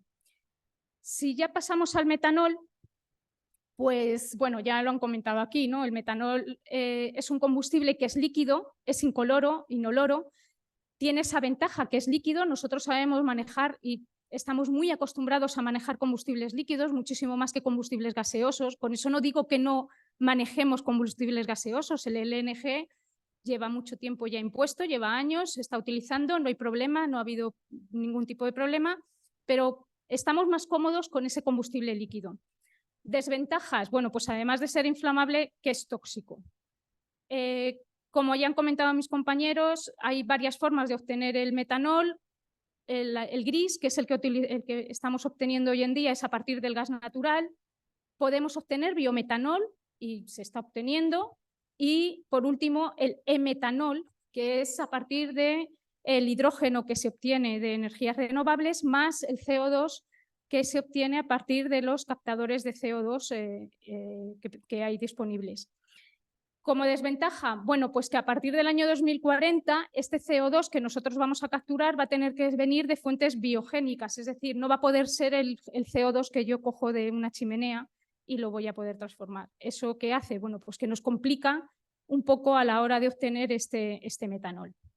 Ahí, bueno, en esta imagen más que nada la he puesto para que veáis que a lo largo de los años se va viendo que se va incrementando la producción, o se estima que se va a incrementar la producción de metanol verde, y eso, bueno, pues es un punto a favor a la hora de descarbonizar.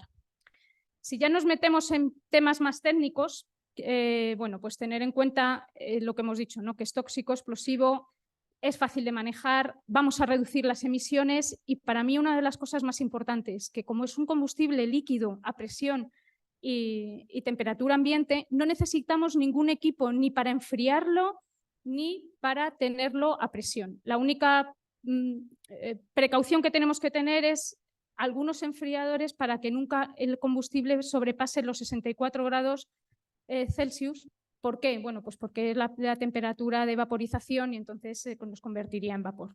Pero bueno, es un equipo pequeñito en comparación con otros que tenemos que tener con otros combustibles que llevamos a presión o refrigerados. Como ya ha comentado Adolfo, pues bueno, es necesario hacer estudios de riesgos, HACCP, importantísimo, porque así vamos a limitar siempre todos los riesgos que tenga el combustible, limitando todos los fallos que podamos tener y preveyendo y poniendo todos los medios para que no se produzcan esos fallos y tengamos riesgos de explosiones principalmente. Todo el diseño del barco que hagamos, o sea, que se realice cuando nosotros vayamos a planificar o vayamos a diseñar un barco que va a consumir metanol, va enfocado a minimizar, a que no se produzcan esas explosiones, ¿vale? Entonces, todo tiene que ir, bueno, pues a mejorar todos los medios para evitar que se produzcan daños en los equipos que manejan el metanol, que si existe una explosión no se produzca una inundación del barco, evidentemente, o una inundación progresiva, ni daños en los alojamientos, evidentemente, en los sistemas de salvamento, en las zonas, ni en las rutas de escape y demás, y siempre realizar un análisis de explosión, ¿no? O sea, qué es lo que ocurre si se produce una explosión, pues por ejemplo en la cámara de máquinas, para evitar, bueno, pues todos estos daños. La compatibilidad de materiales también es algo muy importante, ¿no? El metanol no es que sea un líquido o un elemento muy corrosivo, pero sí que tiene incompatibilidad con algunos elementos, algunas gomas, entonces eso hay que tenerlo en cuenta a la hora de los sellos en las válvulas o en los manguitos que nosotros utilicemos. O, por ejemplo, hay que evitar utilizar acero galvanizado en las tuberías que llevan metanol. Como comentaba ya también Adolfo, pues bueno, es necesario disponer cofferdams alrededor de los tanques de metanol, es necesario disponerlo, al no ser que estos tanques estén por debajo de la línea de flotación.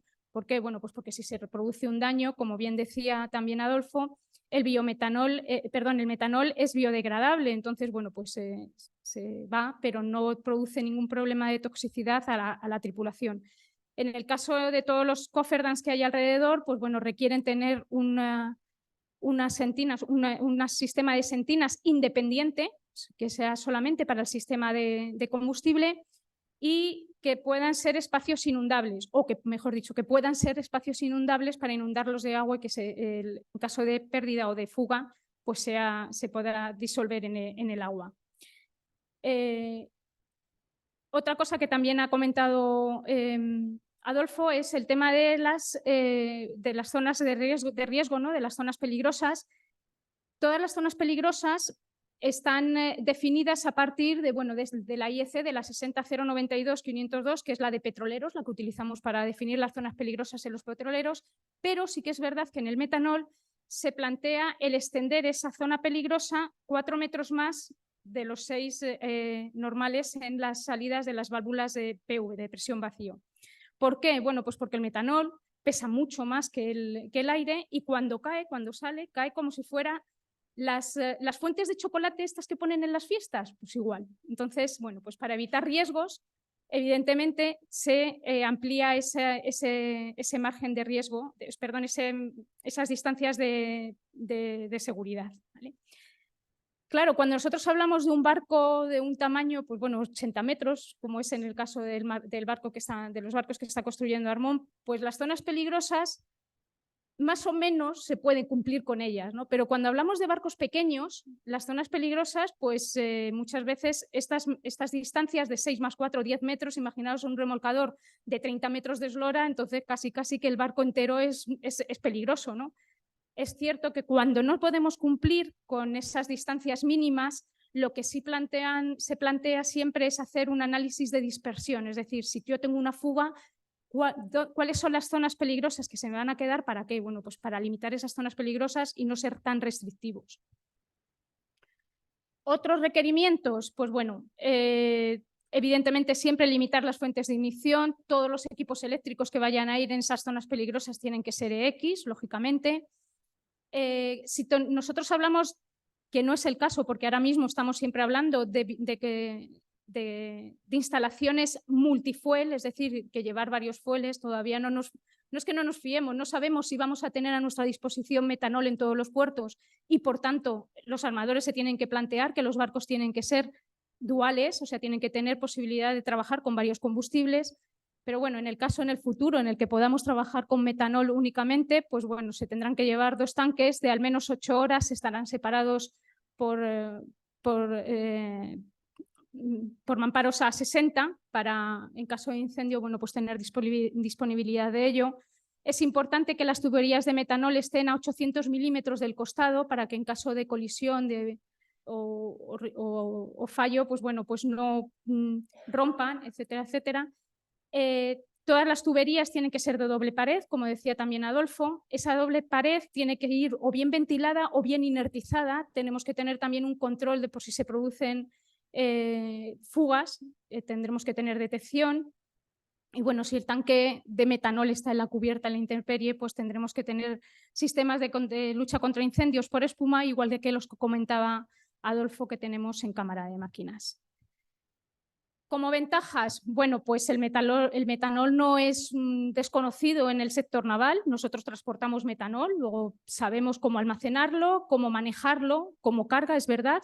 O sea que la única parte que nos falta por conocer bien es cómo consumirlo, ¿no? Entonces, eso es lo que van enfocadas todas las reglamentaciones y todos los esfuerzos que estamos poniendo. Es biodegradable, que es una buena cosa, no ocurre lo mismo, por ejemplo, con el amoníaco. Se puede producir como parte de la producción de hidrógeno, de energía renovable, y una ventaja que es que existen ya motores de 2 y 4 tiempos a disposición para poder utilizarlos. No así células de combustible, o sea, las células de combustible están todavía en desarrollo. Se puede hacer bunkering, ya se ha hecho en algunos casos, luego ya tenemos también ahí un precedente, no es algo tampoco nuevo. Y como limitaciones o retos, a mí me gusta, como decía Adolfo, también llamarlos retos, pues bueno, lo importante es tener en cuenta que necesitamos más espacio para almacenarlo, 2,5 veces, eso influye en la autonomía, eso lo tienen que tener en cuenta los diseñadores y los armadores. El problema que también comentaba Adolfo es que la llama es casi invisible, luego tendremos que tener detectores especiales, no podremos utilizar detectores normales que estamos acostumbrados de humo o de llama, por ejemplo, los detectores de llama habituales que disponemos a bordo. Es importante tener en cuenta, sobre todo a la hora de hacer el búnker, y la protección por la toxicidad con las personas y bueno, el control de la explosividad a bordo. He puesto aquí unas diapositivas que además luego las tendréis disponibles, o sea que no me voy a liar, para que veáis que existen normativas, o sea que hay ya normativa disponible para poder hacer, o como ayuda para hacer los diseños, tanto desde IMO, que hay una MSC, la circular 1647, como en Bureau Veritas, que bueno, también tenemos la nota técnica, la 670, que es la de metanol. Y bueno, ya aprovecho para decir que ya por fin tenemos también la de hidrógeno, que salió el viernes pasado, el día 1 la tenemos disponible. No va con el tema, pero bueno, que sepáis que la tenéis a vuestra disposición por si la necesitáis. Y bueno, proyectos, a ver los hilos. Es decir, tenemos proyectos que están en ejecución, como los barcos de Armón, hay muchos más en proceso a lo largo del mundo y cada vez están aumentando más las órdenes, o sea, los pedidos para los barcos que puedan tener disponibilidad de funcionar con metanol. O sea, que es un hecho, es una realidad. Algo que muchas veces decimos, bueno, es mañana, pues el mañana ya es hoy, o sea, ya los tenemos ahí disponibles. Y bueno, como conclusiones ya muy rápido, porque me han dicho 20 minutos y ya me he pasado, que llevo 24. Nada, hacer hincapié que los biocombustibles están ahí, que es una solución, pero a corto plazo, y que el metanol es una solución y es una solución ya más a largo plazo, que la tenemos ahí, que es una realidad y que, bueno, lo habéis visto, están construyendo barcos ya, o sea que dentro de nada tendremos que hacer bunkering y tendremos todos los problemas añadidos con el funcionamiento del metanol. Bueno, problemas que no son problemas, son retos y que, bueno, nosotros como ingenieros pues tendremos que estar ahí para darles solución. Y nada más, con esto termino. Muchas gracias.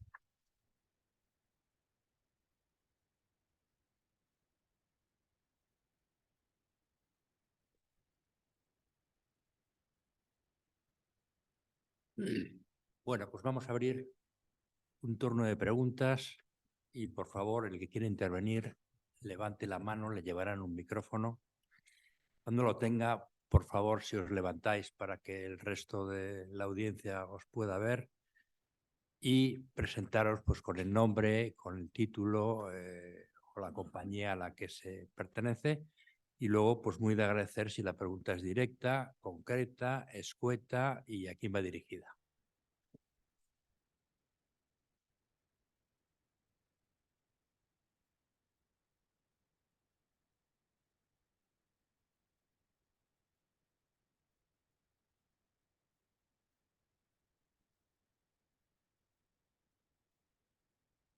Buenos días. Jesús Puelles, de Barsila. La pregunta es para Pedro Moreno. En términos de costes, ¿qué diferencia hay a la hora de producir el i-metanol frente al i-diésel, por ejemplo? Gracias. Perdón, ¿frente al? I-diésel o IHF. Ah, vale. Se me oye, ¿no? ¿Aquí? La verdad que tu pregunta es un poco complicada porque no soy tan técnico para responder en la eficiencia de costes.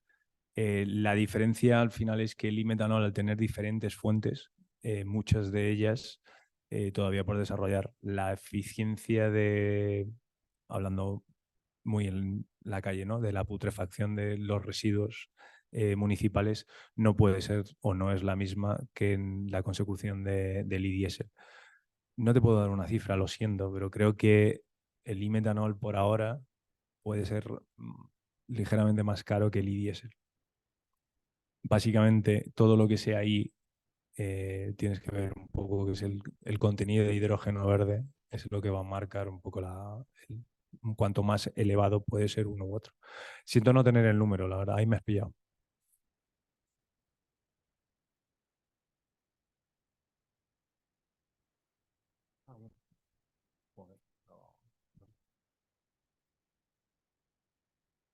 ¿Alguien más?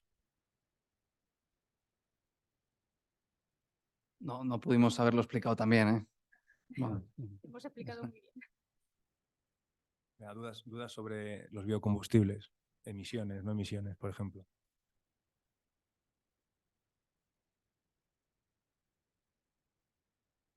Voy a animarme a preguntar algo. Voy a hacer un poco de abogado del diablo.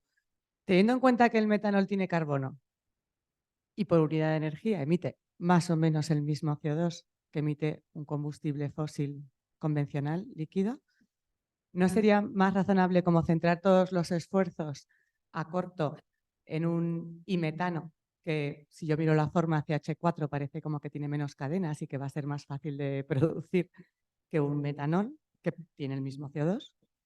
Y mirar a largo el amoníaco, que no tiene nada de CO2. O sea, no lo sé. O es que al final no va a haber de todo y como consecuencia pues vamos a necesitar, y se da por hecho en 2050, todo el abanico de los biofueles con residuos, de los... El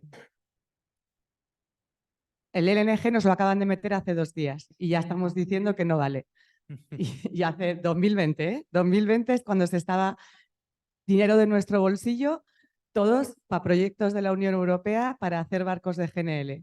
3 años yo no vale. Vida útil de un barco, 28 años. No sé, a mí el camino no acabo de verlo. O sea, no... Y hoy tampoco me lo han terminado de dejar claro. ¿A quién va la pregunta? No lo sé. Al que se anime, parece que Repsol es muy poco amoníaco, ha dicho. Por otro lado, también nos puede decir, a lo mejor, si al final en la carretera no se pueden usar los biocombustibles convencionales y se dedican solo al marítimo y aéreo, como defiende la comisión, ¿qué porcentaje puede suponer eso? No sé si tienes ese dato. No sé, me pongo a preguntar, puedo estar un buen rato, pero al que se anime. A ver, te puedo responder por la parte de biocombustibles. Una parte importante de los biocombustibles para el futuro es estar seguro que el biocombustible que está quemando tu barco es bio. Esa es una de las partes importantes, mantener y saber la trazabilidad de lo que estás metiendo. Lo cuento porque hay una anécdota, ¿no?, que se descubrió hace poco que había una planta en Malasia en la cual cogían aceite de palma puro, lo quemaban, básicamente lo ponían a freír, pero no freían nada y lo vendían como UCO, Used Cooking Oil, que se supone que es un bio. Es la materia prima para realizar un bio. Entonces, es importante que ahora tengamos una buena trazabilidad de la parte de esos biocombustibles para hacerlo. Ha salido en las charlas, ¿no?, que ahora mismo los bios podrán ir y irán a los 2 caminos, al SAF para la parte de aviación y luego también irán para la parte de gasoil. Tengamos en cuenta que, perdón, de gasoil del marino. Tengamos en cuenta que a día de hoy solo conocemos una industria desarrollada, el bio, enfocada a la carretera, a tener unas especificaciones de bio solo o los más iguales al gasoil. Pero el buque no quema gasoil, o no suelen quemar gasoil los grandes buques. Y respecto a lo que preguntas, yo creo que hay muchos barcos y cada barco va a necesitar una solución diferente. Tú en un crucero no vas a meter amoníaco nunca, la gente no quiere meter amoníaco. Yo te digo que yo llego con una gabarra al lado y se queja la gente que hay otro barco al lado y huele. Imagínate con amoníaco. Entonces, ese va a ser uno de los problemas. Se va a abrir mucho las posibilidades. Y antes lo contaba, estuve en Berlín en unas conferencias y uno de ellos acabó diciendo que la única solución es el nuclear. Pero ese la dejamos para la siguiente, ¿no, Vicente?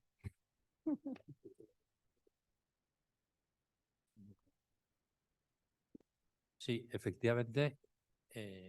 Yo conozco, y además suelen concentrarse en Noruega la gente favorable a la energía nuclear y no les hace ningún asco.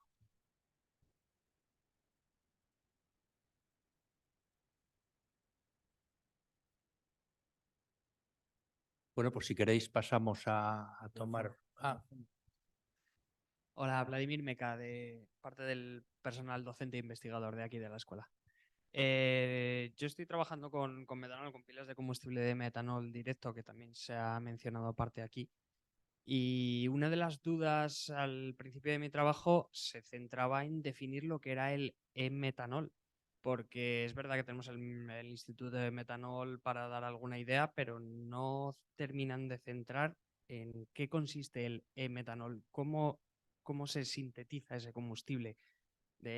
Hablamos siempre de CO2 capturado, pero de la atmósfera, de una chimenea, ¿está claro eso ahora mismo? ¿Quién rige esa nomenclatura? Gracias. Esto es para ti, ¿eh? ¿Por qué? No, creo que todos. Sí. A ver, ahora mismo el CO2 lo puedes extraer de donde quieras. ¿vale? O sea, tú lo capturas y puede ser de la atmósfera, puede ser de una chimenea de una cementera y no hay ningún tipo de problema. El problema viene a partir del año 2040, donde ya ahí no es posible. Tiene que venir o bien de la biomasa o bien de un ciclo cerrado de CO2. ¿Vale? Es decir, ahora mismo no hay, ya te digo, hasta el 2040 tú el CO2 que tú captures puede ser de cualquier fuente, no hay limitación alguna. A partir del 2040 sí, porque de lo que se trata es de que tú el CO2 que captures sea para que sea sostenible todo el proceso. ¿Vale? Entonces, no sé muy bien, la norma la norma del 2040 la ha puesto Europa, o sea, no es que me la apoya, no me la he sacado yo de la manga, pero hasta ahora es lo que hay.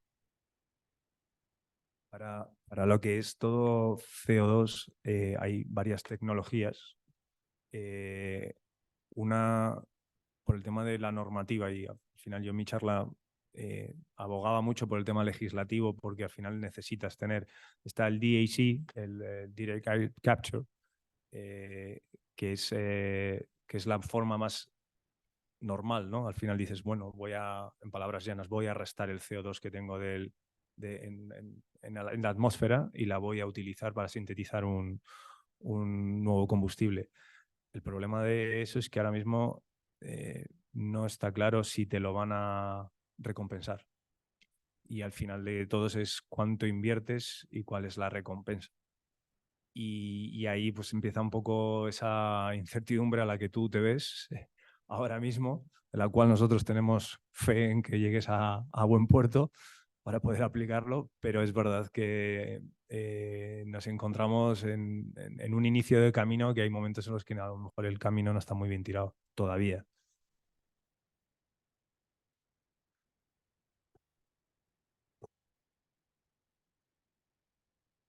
Bueno, pues si queréis pasamos a la sala de al lado, la sala del Carmen, y tomamos pues un vino.